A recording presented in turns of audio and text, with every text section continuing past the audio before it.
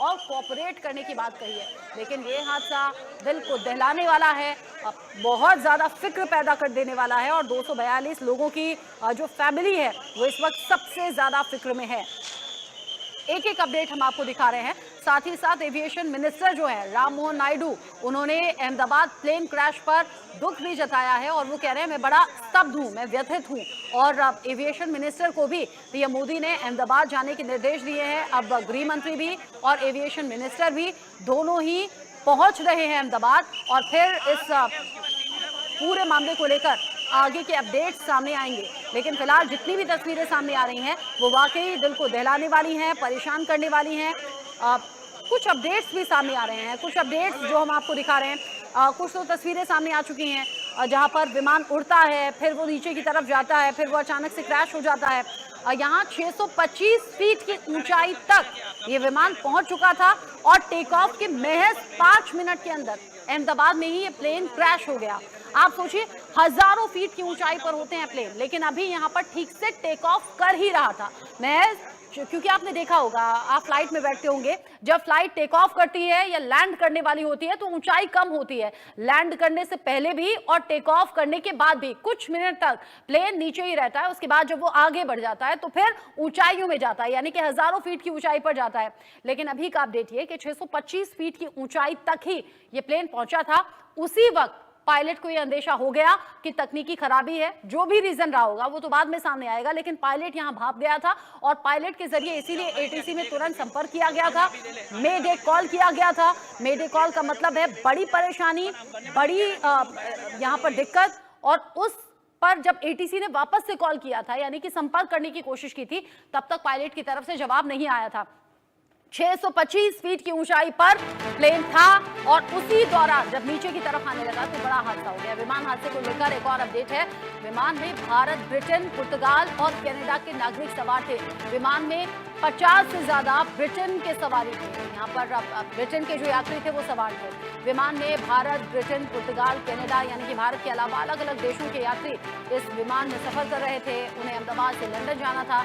Bharat, Britain, पुर्तगाल और Canada, 50 से ज्यादा जो यात्री थे वो तो ब्रिटेन के ही थे। 242 लोगों में 50 से ज्यादा ब्रिटेन के थे और पुर्तगाल, कनाडा और भारत अलग अलग देशों के यात्री इस विमान में सफर कर रहे थे।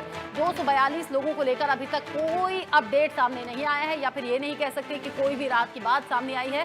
यहाँ विमान हादसे से जुड़ा बड़ा अपडेट आप जानिए। अलग अलग देशों के यात्री इस प्लेन में सवार थे। 242 कुल ये आंकड़ा है। 2 पायलट और 10 क्रू मेंबर्स थे। लेकिन अभी तक भी ऐसी कोई खबर सामने नहीं आई कि एक भी पैसेंजर वहां से रेस्क्यू किया गया हो। शायद थोड़ा और इंतजार करना होगा इस खबर के लिए। 3 तस्वीरें आप देखिए, इस हादसे से जुड़ी हुई 3 तस्वीरें हैं। अहमदाबाद में विमान हादसा हुआ है। लंदन जा रही फ्लाइट अचानक से क्रैश हो गई। एयरपोर्ट के पास ही ये बड़ा हादसा हुआ है। गृह मंत्री अमित शाह अहमदाबाद के लिए रवाना हो गए हैं। साथ ही साथ एविएशन मिनिस्टर भी अहमदाबाद के लिए रवाना हुए हैं। इंडिया न्यूज पर आप देख रहे हैं कैसे ये विमान आग के गोले में तब्दील हो गया। जो दर्शक अभी हमारे साथ में जुड़े हैं वो जान लें, आज की ये सबसे बड़ी खबर है, इस वक्त की ये सबसे बड़ी खबर है। गुजरात के अहमदाबाद में हुआ है बड़ा हादसा, जहां पर यात्री विमान दुर्घटनाग्रस्त हो गया और ये बड़ी फ्लाइट थी, इंटरनेशनल फ्लाइट थी। 242 लोग इसमें सवार थे। भारत के थे, ब्रिटेन के थे, पुर्तगाल के थे, कनाडा के थे, अलग अलग देशों के यात्री इस प्लेन में सवार थे। अचानक से ये प्लेन हादसे का शिकार हो गया। अहमदाबाद में ये बड़ा विमान हादसा हुआ है। 242 लोगों को लेकर जा रही ये फ्लाइट थी अचानक से, और सोचिए महज 625 फीट ऊपर ये फ्लाइट थी। तभी पायलट को समझ आ गया कि दिक्कत है। पायलट ने नीचे फ्लाइट ले जाने की कोशिश की, यानी कि यहाँ कोशिश की गई थी, महज कोशिश कि कंट्रोल्ड क्रैश हो तो शायद नुकसान कम हो पाएगा, लेकिन पायलट की कोशिश कामयाब नहीं हो पाई। जैसे ही विमान जमीन से टच हुआ, बड़ा आग का गोला यहाँ पर नजर आया विमान की जगह, और 242 लोगों की जिंदगी अब बस भगवान भरोसे हैं। जो तस्वीरें हैं वो बता रही हैं कि ये अच्छा, कुछ और तस्वीरें सामने आ गई हैं। जो हॉस्पिटल में इंतजाम है उनकी तस्वीरें हम देख रहे हैं। यहाँ एम्बुलेंस है, एम्बुलेंस से देख रहे हैं हम तस्वीरें। यहाँ कुछ डॉक्टर्स हैं जिन्हें यहाँ पर लाया गया है। अच्छा, अभी कोई यात्री नहीं लाया गया है। जो तस्वीरें हमने देखी, ये एम्बुलेंस के जरिए एक्स्ट्रा डॉक्टर्स की तैनाती की गई है नजदीकी अस्पतालों में। जैसा हमने इससे पहले भी कहा था, जो भी नजदीकी अस्पताल है वहां पर इंतजाम ज्यादा किए जा रहे हैं। डॉक्टर्स की कोई कमी ना रहे, नर्सेस की कोई कमी ना रहे, मेडिकल स्टाफ में कोई कमी ना रहे, इसीलिए ये एम्बुलेंस आपको नजर आ रही हैं। इन्हीं एम्बुलेंस के जरिए वहां पर एक्स्ट्रा स्टाफ रखा जा रहा है, ताकि अगर बड़ी मात्रा में यहाँ पर यात्री आते हैं, यानी कि बड़ी संख्या में यात्री आते हैं, तो किसी तरीके से कोई दिक्कत ना हो, स्टाफ की कमी ना हो, तुरंत उन्हें अटेंड किया जा सके, उन्हें ट्रीट किया जा सके, उनका इलाज किया जा सके, किसी भी तरीके से कोई लापरवाही वाली बात ना हो। इसीलिए पहले से इंतजाम किए गए हैं। और यहाँ आप देखिए डॉक्टर्स की टीम, मेडिकल स्टाफ यहाँ पर पहुंचा हुआ है नजदीकी अस्पताल में।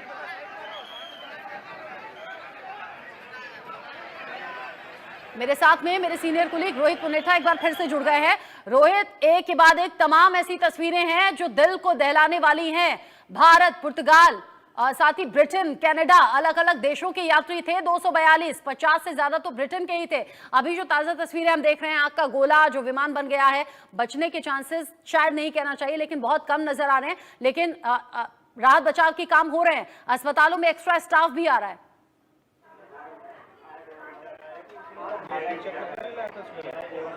बिल्कुल, देखिए रचना, मैं आपको बता दूं कि जिस तरह की जानकारियां सामने आ रही हैं वो बिल्कुल भी कहीं भी लिहाज से उन जानकारियों को ठीक नहीं कहा जा सकता, क्योंकि जिस तरह से हादसे की तस्वीर आपने दिखाई रचना, वो बड़ा दुखद हादसा है और उसको तस्वीर देखकर हम साफ तौर पर कह पाएंगे कि किसी का बचना नामुमकिन लगभग रहा होगा उस हादसे में। क्योंकि हमने देखा कि विमान ने टेक ऑफ किया और टेक ऑफ करने के साथ ही एकदम से फ्लैट हुआ विमान, और उसके बाद आगे जाके वो बिल्कुल फ्लैट ऐसे वहां पर विमान गिरा। तो आप समझिए कि उसमें कितना ज्यादा ईंधन था, जैसे कि मैंने पहले भी आपको बताया है।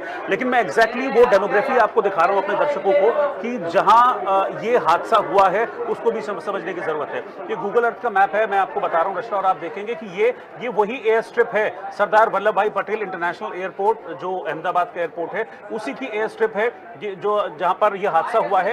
यहां से इसी एयर स्ट्रिप से विमान ने उड़ान भरी और यहां से उड़ान भरने के तकरीबन 15 किलोमीटर के बाद जो मेघानी नगर इलाका है वहां पर जाकर वो विमान क्रैश हो गया। मैं इसको यहां पर थोड़ा सा और जूम करता हूं, ये देखिए, इसमें और आपको क्लैरिटी थोड़ी सी नजर आएगी इसमें। ये देखिए, ये जो रनवे पर विमान है वो अभी भी वहां पर आप देखिए कि ये छोटे छोटे पॉइंट्स पर ये विमान वहां पर खड़े हुए थे। तो ऐसे ही ये विमान था जिसको लंदन जाना था गुजरात से।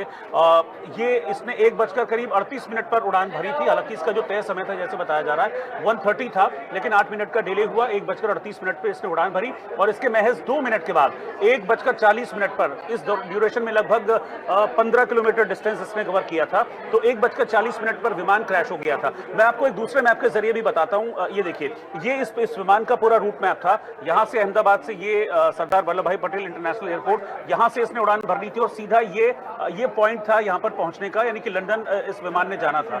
9 घंटे 45 मिनट की ये उड़ान थी और इसमें 230 यात्री सवार थे, 12 क्रू मेंबर्स सवार थे और इन सभी को 9 घंटे 45 मिनट के इस फ्लाइट के बाद लंदन पहुंचना था। लेकिन अब जिस तरीके का हादसा हुआ है और रचना जिस तरीके की तस्वीरें सामने आ रही हैं, वो एक डर भी पैदा करती हैं, वो बहुत सारे सवाल भी खड़े करती हैं। सवाल इसलिए भी खड़े हो रहे हैं कि क्या कोई टेक्निकल फॉल्ट था, क्योंकि आप ये समझिए कि टेक ऑफ करने के फौरन बाद जो विमान है वो इस हादसे का शिकार हो गया। तो क्या कोई टेक्निकल फॉल्ट था? एक और जानकारी भी हमने दी थी, आपने भी दी थी, कि मेडे का मैसेज दिया गया था। मेडे का मैसेज ये क्लियर होता है कि कोई खतरा है, तो विमान ने उड़ान भरी, 2 मिनट के अंदर विमान गिर भी गया और इसी दौरान अचानक से क्या ऐसा टेक्निकल फॉल्ट हुआ? क्योंकि अगर मैं इस प्लेन की बात करूं, ये बोइंग प्लेन था, बोइंग ड्रीमलाइनर 787। ये वो विमान होते हैं जो बड़े पावरफुल इंजन वाले विमान होते हैं और बहुत इजीली इसमें किसी तरह का टेक्निकल फॉल्ट आता नहीं है।